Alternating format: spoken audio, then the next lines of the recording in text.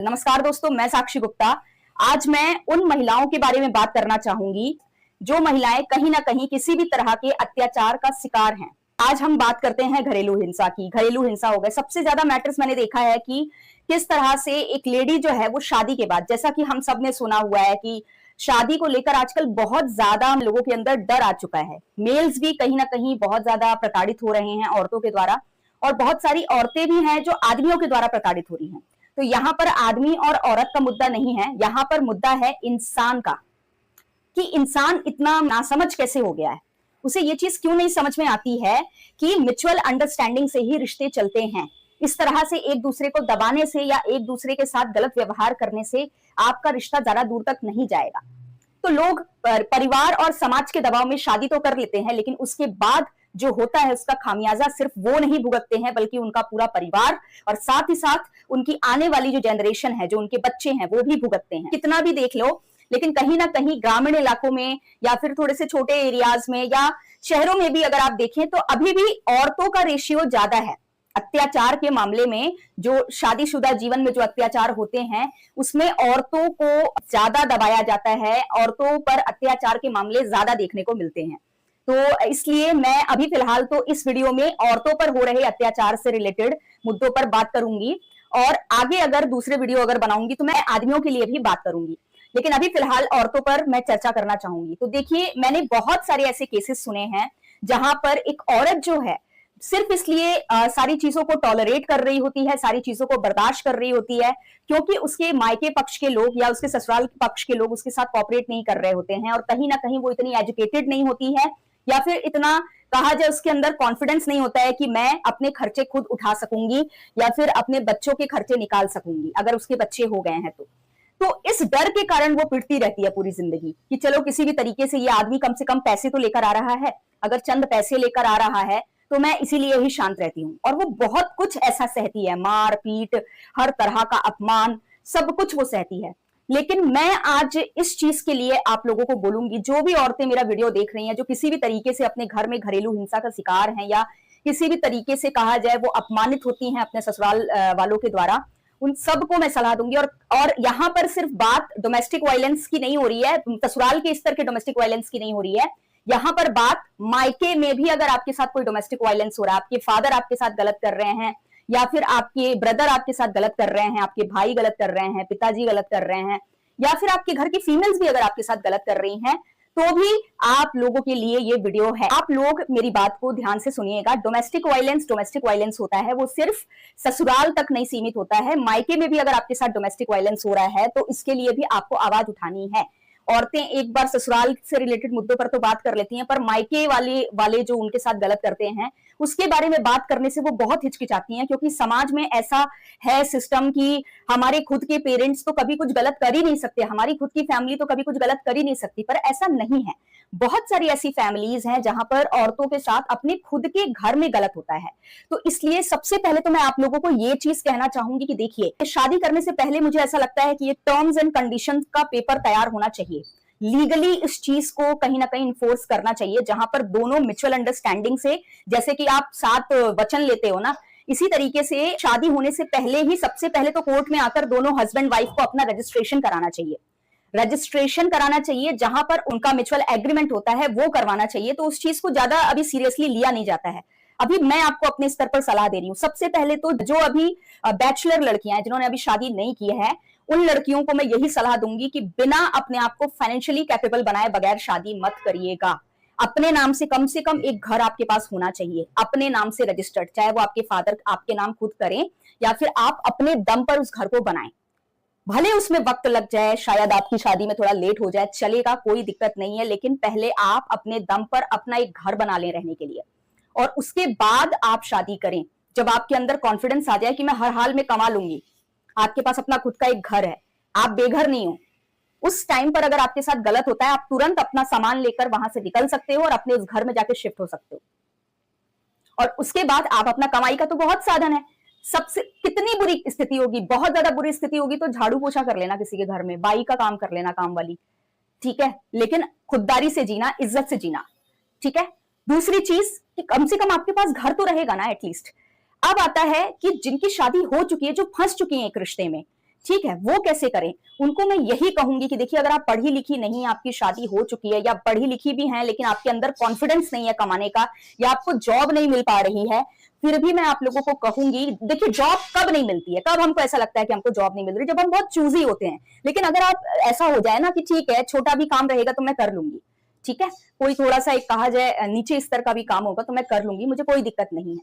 अगर आप अपने आत्मसम्मान को सबसे ऊपर रखती हैं तो ऐसा नहीं है। जॉब्स बहुत सारे हैं इंडिया में, सबसे ज्यादा तो बेहतरीन जॉब है खाना बनाने का जॉब, वो आपको हमेशा मिल जाएगा किसी ना किसी घर में।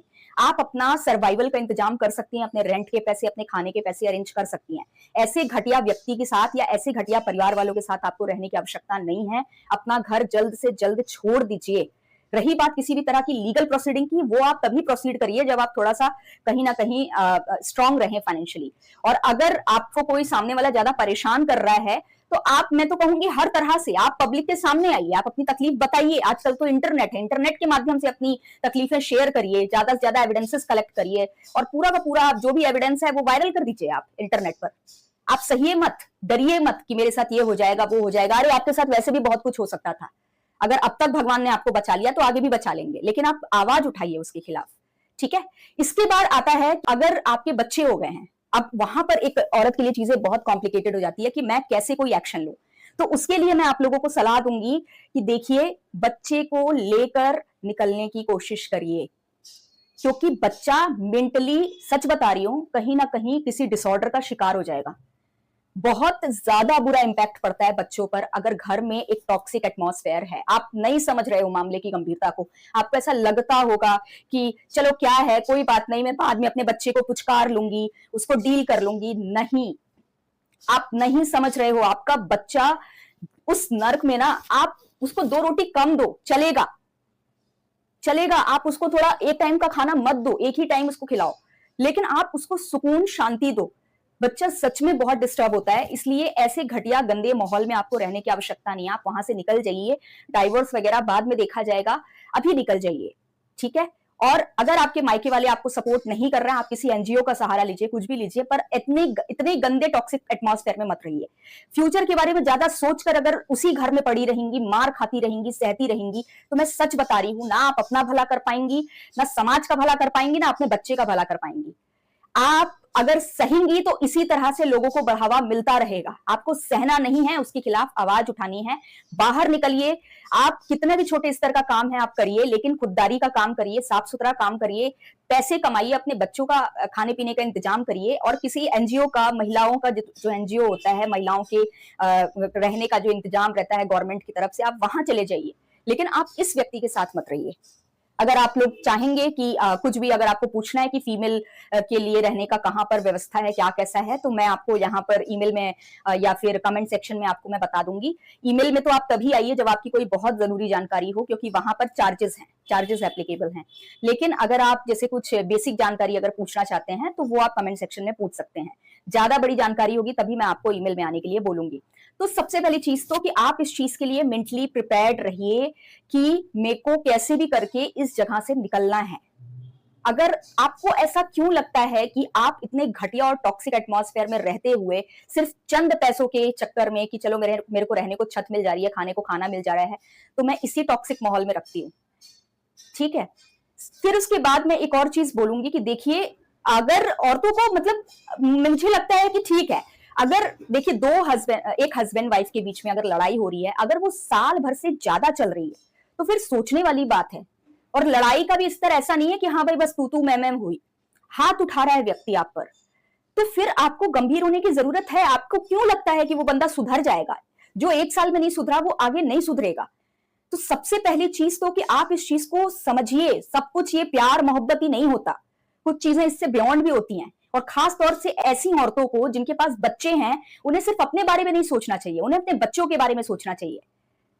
आप इस चीज को समझिए कि बच्चों के दिमाग पर बहुत बुरा इंपैक्ट पड़ता है।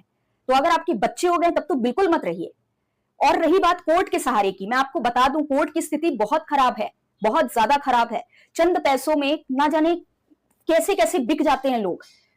तो आप लोग कोर्ट से बहुत ज्यादा उम्मीद मत रखिए। कहीं ना कहीं मैं आपको यही सलाह दूंगी कि अपने स्तर पर अपने आप को जितना सशक्त बना सकते हैं बनाइए, और कोर्ट के पास जाइए भी तो कहीं ना कहीं इस चीज को दिमाग में रख कर जाइए कि वहां पर पैसे भी लगेंगे और समय भी लगेगा। तो आपको जो भी करना है अपने दम पर करना है, किसी भी तरह का कोई गैर कानूनी तरीका अपनाए बगैर करना है। आप अपने दम पर कमाकर अपने बच्चे को पाल सकते हैं। अगर सामने वाला ज्यादा जबरदस्त है तब आप कोर्ट जाइए, नहीं तो आप अपने लेवल पर जितना चीजों को अपनी हिम्मत से डील कर सकती हैं डील करिए। औरतें सबसे ज्यादा ताकतवर मानी जाती हैं पूरी सृष्टि में। क्यों मानी जाती हैं? क्योंकि आप अगर देखो हिंदू धर्म में, अगर आप देखो तो देवी काली जो है ना, जब वो अपने उस भयावह रूप में आई थी, औरत जो है जब तक प्रेम से भरी हुई है बस तभी तक आप सुरक्षित हो। जिस पल वो उसके ऊपर जो अत्याचार हो रहे हैं उसके खिलाफ वो आवाज उठाना शुरू करती है तो उससे ज्यादा खतरनाक कोई नहीं हो सकता, कोई भी नहीं हो सकता। तो इसलिए औरतें अपने आप को कमजोर मत समझिए। अगर आप एक मर्द को पैदा कर सकती हैं तो आप बहुत कुछ कर सकती हैं ना। तो अपने आप को कमजोर नहीं समझना है। आपकी क्या तकलीफें हैं मुझे नहीं पता, लेकिन जिस भी तरह की तकलीफें हैं उसके खिलाफ आवाज उठाइए। अपने आप को कमजोर मत समझिए कि मैं कमा नहीं सकती। बस आपको किसी भी तरीके से उस टॉक्सिक माहौल से बाहर निकलना है, हिम्मत रखना है, भगवान पर भरोसा रखना है, और जो भी आपके अंदर टैलेंट है उसके दम पर आपको नौकरी हासिल करनी है। और मैंने आसान तरीका बताया कि हमेशा काम के लिए, हेल्पिंग के लिए, हेल्पर के लिए हमेशा कुछ ना कुछ जॉब अवेलेबल रहता ही है इंडिया में। खाने पीना, खाना बनाना, झाड़ू पोछा बर्तन, इन सब की कभी कहीं कमी नहीं रहती है। आप किसी भी घर में जाओ उनके पास कुछ ना कुछ रिक्वायरमेंट रहता ही है। आप वहां से शुरू कर लो, ठीक है। वहां पर तो आपको खाने को भी हो सकता है मिल जाए, रहने के लिए शायद शेल्टर भी मिल जाए। किसी बड़े घर में अगर आप जाओगे, दिल्ली जैसे शहरों में तो रहने के लिए शेल्टर भी मिल जाता है। तो आप वहां से शुरू करो, स्टार्ट करो। आपको पता है मैं जब घर से बाहर निकलने की कोशिश की थी, मेरे घर का भी बहुत टॉक्सिक एटमॉस्फेयर था। मैंने पहली जॉब जो ढूंढी थी वो झाड़ू पोछा बर्तन की ढूंढी थी। लेकिन हुआ ये था कि मुझे एक दीदी मिल गई थी जिन्होंने मुझे समझाया कि साक्षी जो एकदम अनएक्सपीरियंस्ड हैं, फ्रेशर हैं, उनको एक स्कूल हायर कर रहा है as a teacher talent basis पे, and I think you have that potential to teach the students, so I think you should go first there. आप पहले वहां जाओ, वहां पर जाकर इंटरव्यू दो, एंड आफ्टर दैट अगर कुछ ना हो और अगर वो लोग फिर भी हायर नहीं करते हैं तो आप क्या करो, वहां पर ये कमिटमेंट करना कि आप मुझे 5 दिन फ्री में काम करा कर देख लो। अगर मैं अपने आप को प्रूव नहीं कर पाई तो आप मुझे भगा देना बिल्कुल यहाँ से। तो आप प्लीज बस फ्री में काम करा के तो देख लो। एंड सच बता रही हूँ, मैं वहां यही लाइन जाकर बोली हूँ और 2 दिन बस मैं वहां काम की हूँ। तीसरे दिन वो लोग इनसिक्योर हो चुके थे एंड दे हैव सेड कि Sakshi ma'am we really wanted to hire you but first you have to promise that you will not go to other school for job. तो वहां पर मेरी शुरुआती जो तनख्वाह थी वो थी 3500 रुपए। बहुत छोटा स्कूल था बट मेरे लिए तो बहुत बड़ी चीज थी 3500 रुपए, राइट। तो 3500 रुपए मतलब मैं कहती हूँ अगर आप छोटे शहर में हैं तो वहां पर 1500-2000 में आपको हॉस्टल मिल जाएगा, खाने का आपका इंतजाम हो गया, दैट्स इट। तो आप सरवाइव तो कर सकते हो ना एटलीस्ट। तो इसलिए मैं कह रही हूं कि इस तरह से आप जो चाहता है ना कुछ करना वो कर ही लेता है, लेकिन जिसको बहाने बनाने हैं और किसी भी तरीके से मेहनत करने से बचना है वो इसी तरह से बहाने बनाकर घर में पड़े रहता है। रही बात कि जान का जोखिम है, वो मुझे मार डालेंगे, वो वैसे भी आपको मार डालेंगे। आपकी जान का खतरा आपको हर समय बना रहेगा। आप ये मत सोचो कि अगर आप वहां से भागने की कोशिश करोगे या अपनी लाइफ अपने दम पर कंट्रोल करने की कोशिश करोगे तो आपके साथ तभी कोई घटना होगी। आपके साथ वो घटना ऐसे भी हो सकती है। तो इसलिए स्टेप लेने से, एक्शन लेने से या किसी गलत चीज के खिलाफ आवाज उठाने से डरे ना।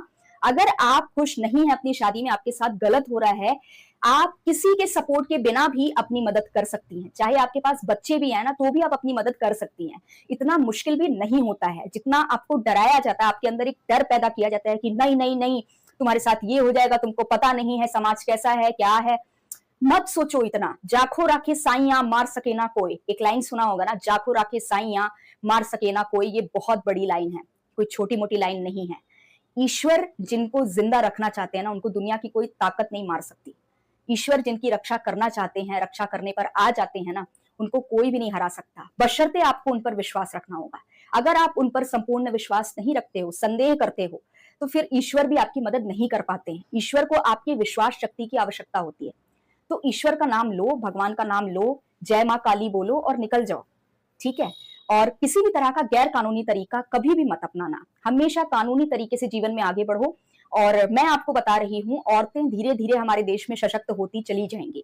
और आदमियों के लिए भी मैं लास्ट में कहूंगी कि जो भी औरतें गलत तरीके से ट्रीट करती हैं आदमियों को, मत करो, क्योंकि हमारे देश के जो आदमी हैं उनका भी एक बहुत बड़ा रोल है।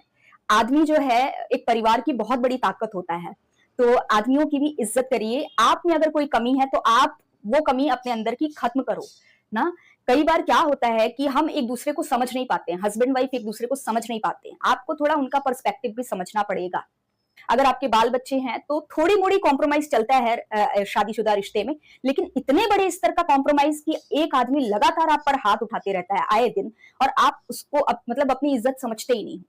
तो आप इस चीज के खिलाफ आवाज उठाओ, या किसी भी तरह से कुछ भी गलत हो रहा है उसके खिलाफ आवाज उठाइए। चाहे कुंवारी लड़कियां हैं, चाहे शादीशुदा हैं, आपको गलत चीजों के खिलाफ खुद ही आवाज उठानी होगी, तभी आपकी कोई मदद करने के लिए आगे आएगा। आप अगर बैठे रहेंगी, सोचती रहेंगी, डरती रहेंगी, तो आपके ऊपर इसी तरह अत्याचार होते रहेगा। और शादी कभी भी अपना खुद का घर खरीदे बगैर, अपने आप को आर्थिक रूप से मजबूत बनाए बगैर मत करिए। चाहे कितना भी प्यार मोहब्बत का मामला हो गया है, मत करिए।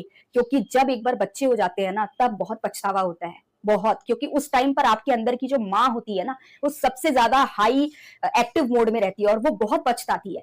एक बार जया किशोरी, उन्होंने एक चीज बोला था कि जब आप कोई लड़का चूज करो, पार्टनर जब चूज करो अपने लिए एज अ हस्बैंड, तो आप इस चीज को ध्यान में रखो कि वो व्यक्ति, क्या वो एक अच्छा पिता बन सकता है। अगर वो एक अच्छा पिता बन सकता है तो इतना मान के चलिए कि वो एक अच्छा हस्बैंड भी जरूर बनेगा।